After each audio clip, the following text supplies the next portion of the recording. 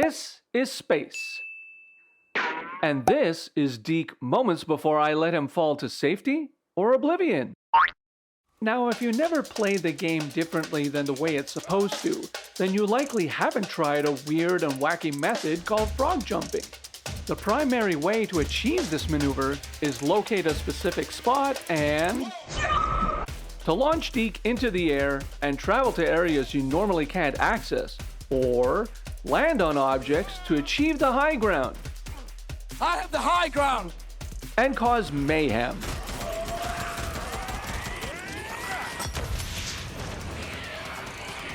Now, I knew the basics of the maneuver to get to some really neat areas to explore, and it worked brilliantly. Until it didn't. I hit a wall and thought, alright, I've pushed this game as far as it can go. And I was ready to concede that wiping out hordes from places hard to get to, using this method, would be the pinnacle of this exploit. Somehow, though, my itchy trigger fingers weren't satisfied with the kind of small-time hop and skip jumping that I was doing, so time for some next level action. I was the puppet master, and it's time to put Deke through the paces. I invite you to stick around and witness the result. And if my math skills have any merit, I'm going to try and see if Deke can give Felix Baumgartner a run for his money. While there are actually quite a few jump points in the southern region, this video will show off the Deke orbital launch maneuver here at the Schmaltz Community College grounds on this set of crates next to the NERO trailer. Once crouched and ready, swing the camera around to point roughly toward where you want to leap to. The next key move is to hold down L1. This will prep you for a mega launch. Now you flick L3 and hold down L2 right after to get Deke flying. You can use R3 to swing the camera, but you gotta listen for this. Only after that yell is when we can start the series of button presses between L1 and L2 for the re-jump maneuver. As you can see right away, letting go of L2 starts Deke crouching again, and repressing it essentially forces him up to jump again in midair to shoot him higher. Now, what I'm trying to do here is letting go of both L1 and L2 at the same time, and then repressing them quickly. After a few of these back and forths between pressing them and letting them go, I worked it out that you actually do have a little bit of time. The button presses do not have to be instantaneous. You technically have about 3 seconds between the button presses if you let them go and then press them again. You can see here that it actually doesn't take that long to get Deke pretty high up above the actual world of Days Gone. And it's a hell of a view from up here, actually. Now, we went from clear to kind of foggy because we're passing through the cloud layer, heading toward the stratosphere. Like I said, you have a little bit of time, and I like pressing L1 to just slow things down. And you can experiment. And you can see Deke is doing this crazy shooting off the screen and returning to his crouched position. But each time you do that, actually pushes Deke higher and higher.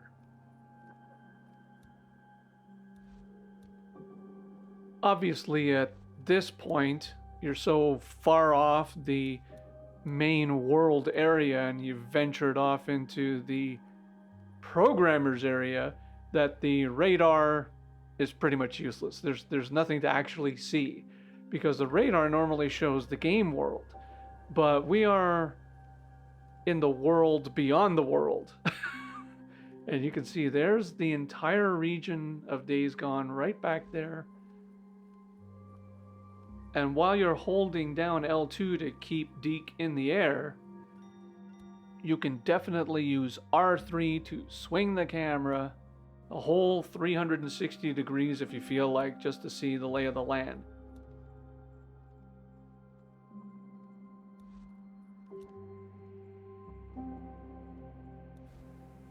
I'm starting to experiment a little bit because now I know I have roughly 3 seconds, so I'm letting go of L1 and then also letting go of L2 to get Deke crouched. But before, where I was letting both L2 and L1 go at the same time, you can hold down L1 and then just let go of L2 and you'd see that Deke actually crouches, and the moment he hits the bottom of the crouch, you can press L2 again. So it's this combination of I'm holding L1 down to bring up the weapon wheel, then I'm letting go of L2 so that he crouches slower and you have a little bit more control over the timing of everything. And the moment he, yeah, I'm going back and forth here, but the moment he stands up again, that's when he launches even higher. As we get further and further away from the game world below, it gets a little harder to discern, are we how are we moving? Where is everything? I'm using R3 to swing the camera just to get my bearings of where the world is in relation to where I am. And the toughest part, now I can see, the ground isn't moving as fast as when we were only like 10 feet, 50 feet, 100 feet off the ground, because right now I have no idea how high we are. It's a guess.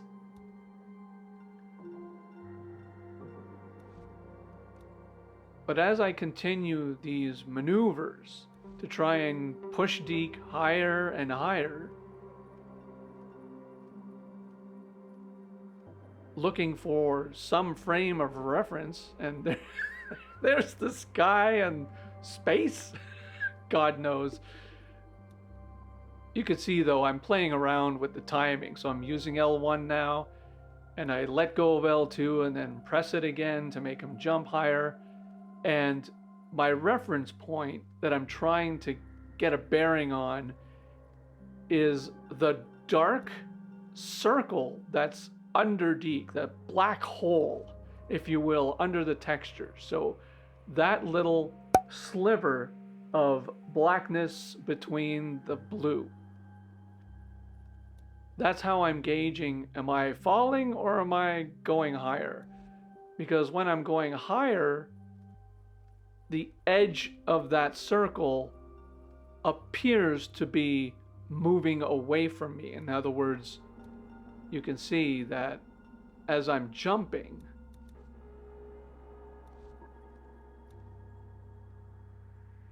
it's almost like it's growing in size compared to the textured plane of terrain.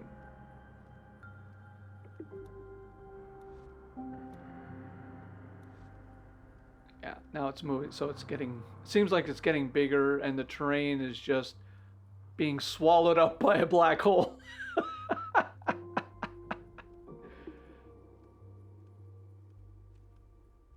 There, I didn't even press L1. I just taking my finger off L2, getting him to crouch.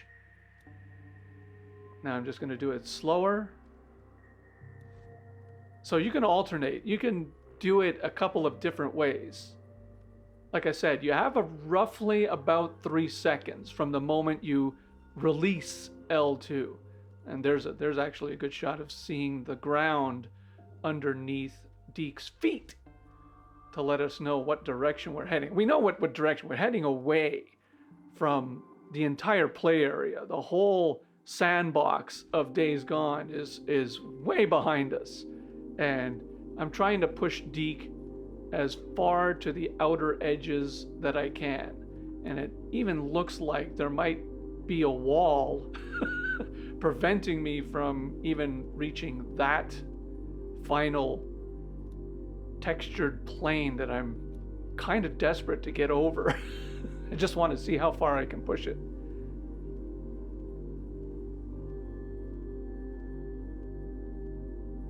Looks like I'm just caught on the edge of it. But I am going higher because the circle is moving higher as well. Like, you can see that it's just pushing slowly toward the edges, toward the corner of that last piece of terrain.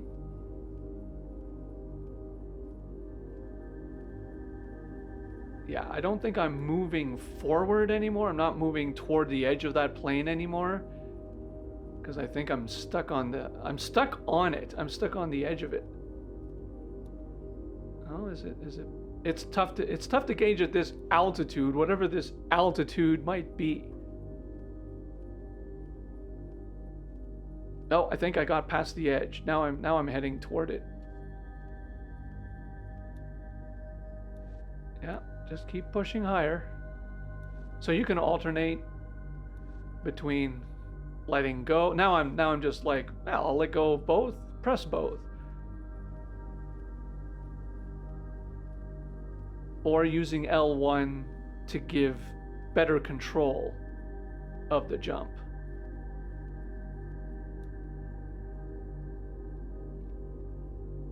Just like that.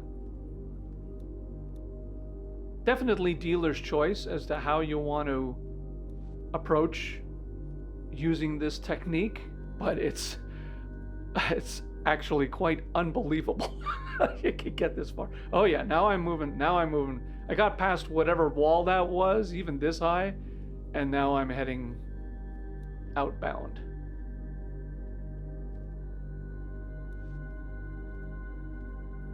Essentially, that's the dome, right? So the circle is the black hole of the ground, and then you have the dome of the sky.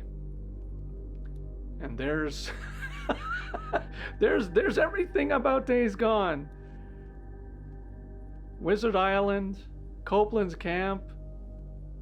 Oh my goodness, the mountains gone way far.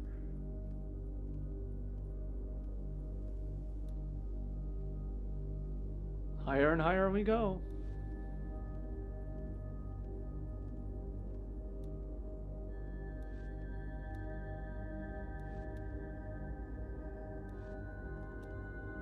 Yeah, I'm mucking around now between just trying both techniques. Obviously letting go of both and then pressing them at the same time gets you there faster, because this technically slows you down. But I'm just swinging around. Look how far. Look at that. Very interesting how game development cheats a little bit by just stacking these different layers and different elements. This is crazy. I love this. This is fascinating to me. All right. I think I'm getting close. I think I'm getting as high as I want to be. So we're going to be free falling very soon. And I want to try one thing here. Let's try the binoculars. Yeah, we can see it. Now, I only have 3 seconds, and there we go. Okay. I forgot about the 3 seconds. So you can't hang on to the binoculars too much, but now we're in free fall. Now there's nothing, I can't press anything to stop him. But what I want to do is figure out how high up is that. So I'm going to do some basic calculations with some reference points. And I'm going to go under the assumption that Deke, according to some Reddit posts, will be about 6 feet tall. Some say 6'1", 6'5", 5'11", but I'm going with 6 feet, just as a nice round number. And we can see that's 1, 2, 3, 4, 5, 6, 7 steps equals 6 feet. So now I'm just gonna head up. Now this is where the math is coming in. And I think I'm just gonna park them right there and then take a look at how many steps it is for the 2 levels. Now I don't want the camera distorted, so I'm going to leave the field of view this way. And I'm just going to zoom out to see, okay, so how many steps in all for this? Okay, yeah, he's still falling. He's going to be falling for a while. I think we've got, let's see, we'll do a quick count. I think we've got 15 steps to get to each level, which will be 30 steps in total. Yeah, so there's 15 steps there, and then 15 there. So 30 steps in total. So if 7 steps equals 6 feet, the total height that we can use to do a speed measurement at 30 steps is 25.7 feet. Now, I actually recorded a frog jump and Deke falling right next to the O'Leary hideout tower, and it took Deke 0.28 seconds to fall the 26 feet. Knowing that, we can now figure out that Deke falls 91.8 feet every second. Deke started falling at a constant rate immediately. There was no acceleration. He didn't accelerate to any Mach 1, so he didn't burn his face off. Obviously meaning there's no wind resistance as he's falling. It's constant. So all you gotta do now is just wait with me to see how long it takes Deke to actually free fall to the ground. And then based on that time, we'll figure out how high Deke was when he started. Getting close to 3 minutes now, still free falling. And it looks like we've got a ways to go. But it's a hell of a view. And you can see how the world of Days Gone is laid out. You can actually see that most of the action only takes place in this area. That's it. The rest of it is just magic. It's illusion. It's all fake. Did I ruin it for you? Will you ever be able to look at Days Gone the same way again? I don't think so. In other videos on my channel, you can see how we can use the bike to access parts of the world that we couldn't dream of accessing before. And the frog jump method that you're watching in this video, I think pretty much blows the lid off the entire game in a way that I don't think, well, obviously the developers never intended anybody to do this. Wow, look at that. The world of Days Gone, just like way over there. We're pretty far from the crates that we launched Deke off of at the Schmold Community College. Now, I had a brain fart when I started this whole thing and didn't think of putting a marker down so I could gauge how far we are, not just how high. Which is probably a question you've been wondering all this time as well. And probably yelling at the screen saying, why didn't you put a marker down? Well, okay, you know, I did do a whole other jump because I realized my mistake, and here are the results.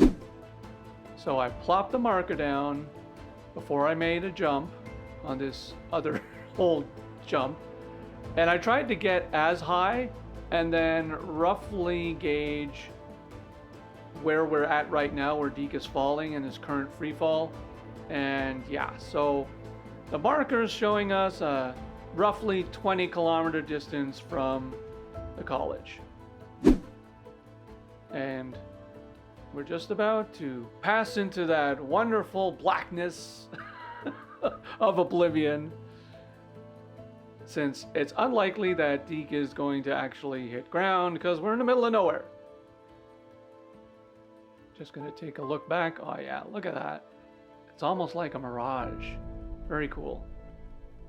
Another valiant effort from our hero Deke as he endures my puppet mastery madness. It's definitely a world record freefall. I just don't think he's actually that high just because of the acceleration and stuff. But here are the numbers. Here's the final tally. I'm not going to go through the whole calculation thing with you again, but here it is. This is how high Deke actually was. That's pretty interesting that he survived without any oxygen. Well, that was a fun ride, and I'm glad you were here with me to watch Deke jump into the stratosphere. Good thing he wasn't hit by a plane or anything like that, but there's not much air traffic in the apocalypse, other than the NERO choppers. Thank you again for hanging out with me, and if you enjoyed this little adventure, please hit that like button and share this on your socials. If you want to see a more practical application of this maneuver, please check out this video next, and I'll see you over there.